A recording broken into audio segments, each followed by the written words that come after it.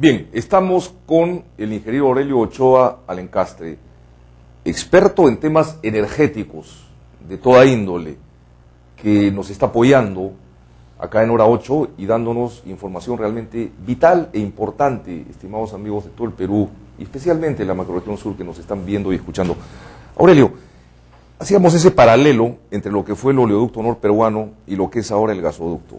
¿Qué comentario final al respecto podrías dar? Bueno, lo que podríamos señalar, Ricardo, es el sobredimensionamiento, las falsas expectativas que en esa época, en los años 70, se generaron en el país con relación al mar de petróleo que teníamos en la selva norte, sobre todo, ¿no? Entonces, como estábamos entusiasmadísimos, ¿no es cierto?, que había mucha reserva de petróleo, era un Arabia Saudita de la Amazonía, ¿no? Entonces, por esa razón se construyó una infraestructura que precisamente pueda transportar ese petróleo, ese mar de petróleo, ¿no? Entonces, se inició con 200.000 barriles, ¿no? Pero que esa misma infraestructura puede ampliarse hasta 500.000 de barriles, o sea, con el mismo tubo, simplemente cambiando de compresores, ¿no? Yeah. Entonces, ¿qué pasa? Decía, bueno, para una primera etapa 200.000 barriles y en la siguiente compramos los compresores para que podamos transportar 500.000 de barriles, ¿no?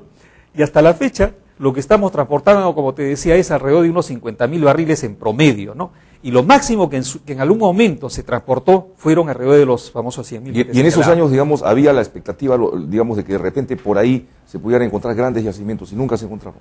Y no se encontraron, lamentablemente, ¿no? Entonces, ¿qué pasa? En cuanto a petróleo se refiere, bueno, esa es la realidad en el Perú. No somos un país petrolero, somos un país marginal desde el punto de vista petrolero. Y pero es un petróleo de baja calidad, como alguna vez lo mencionaste. Efectivamente, ¿no? Entonces, un petróleo pesado, en este caso el de la selva. Entonces, ese sobredimensionamiento que justamente tú hacías acotación, podría trasladarse al sur en este caso, ¿no? Entonces, que estamos generando falsas expectativas, ¿no es cierto? Pero que con el único objetivo en este caso no de transportar, sino de justificar la exportación, porque acá hay otra estrategia. La estrategia es en realidad del actual gobierno que esto pase, este bache, ¿no es cierto? Y que el petardo se lo deje para los próximos gobiernos. Entonces, ese es el dilema, porque recuerda que esto se inicia, esta exportación, o se iniciaría el día 15 de este mes, o sea, falta poco, 2 semanas, ¿no? Entonces, ¿qué sucede? Están tratando, por un lado, digamos, de distraer con el asunto de que ya no se va a ir a Chile. Oiga, no es el asunto que se va a Chile o se va... No, el asunto es que en este momento no hay en el país suficiente disponibilidad de gas, no hay abastecimiento, al contrario, hay un racionamiento de gas, y eso lo han dicho los mismos industriales. Pero lo que es más, y habría que esto reiterar, los propios generadores eléctricos, por ejemplo, han inaugurado hace poco esta famosa central térmica cerca de Lima, ¿no es cierto?, de Duke Energy, y hasta el día de hoy no puede funcionar porque no tiene gas. Hay otras turbinas que tampoco están funcionando en el caso de Chilca, por ejemplo, de Calpa, el caso de Nersur. Una de cada una de ellas no está funcionando por falta de gas. Entonces, ¿por qué? Porque se le está racionando el gas. Hay una serie de industriales que no tienen en este momento, ¿no? Están haciendo cola. Y lo que señala el ministerio que solamente falta 58. Así falte 58, suponiendo que sea la cifra del ministerio, pero falta.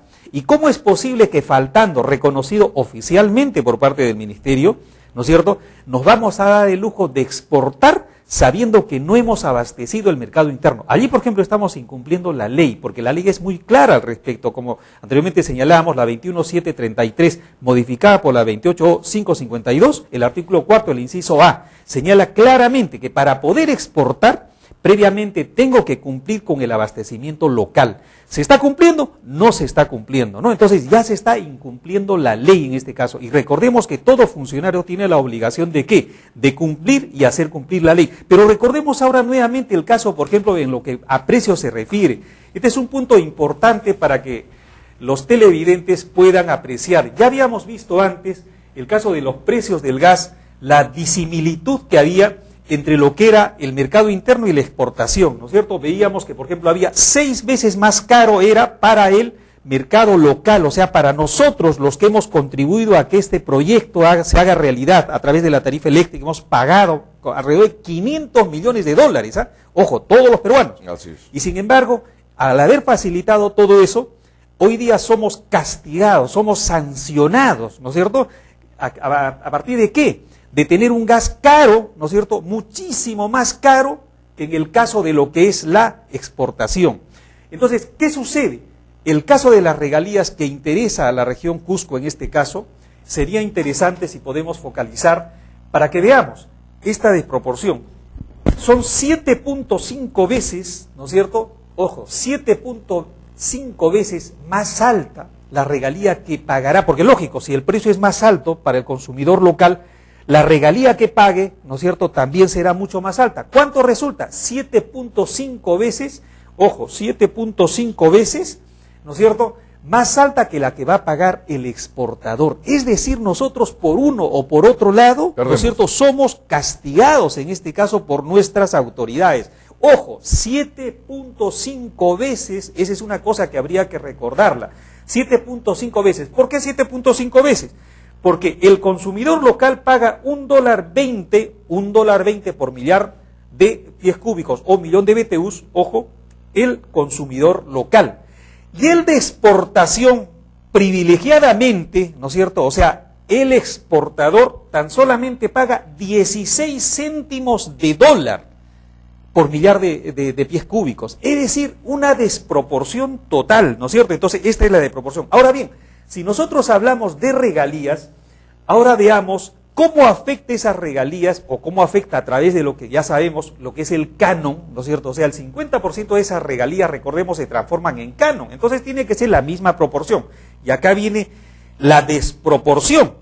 Esto es, ojo, fíjense, así es como paga, ¿no es cierto?, el canon, el consumidor peruano, el consumidor de Lima Callao, al Cusco. Esto es lo que le paga. Paisanos del Cusco, esto es lo que les paga Lima Callao por el gas de Camisea, el consumidor de Lima Callao. Y esto es lo que les pagará, ojo, esto es lo que les pagará el exportador. Esto quiere decir, ojo, que mientras uno le está pagando 0.60, ¿no es cierto?, céntimos como canon, ojo, como canon, 0.08 solamente van a recibir ustedes en el Cusco por canon debido a la exportación. Es decir, esto es simplemente una depredación del recurso. O sea, 0.08 por concepto de canon como consecuencia de la exportación. En el caso de que no fuese así, estaríamos recibiendo por lo menos 5 o 6 veces más. No, estamos 7.5 veces más. 7.5 veces. En este momento está recibiendo el Cusco, o sea, de los consumidores nacionales versus lo que va a recibir, ojo, lo que va a recibir por la exportación. Increíble. Vamos a unos pequeños cortes comerciales y regresamos con la última parte del programa. Estamos con el ingeniero Aurelio Ochoa Alencastre.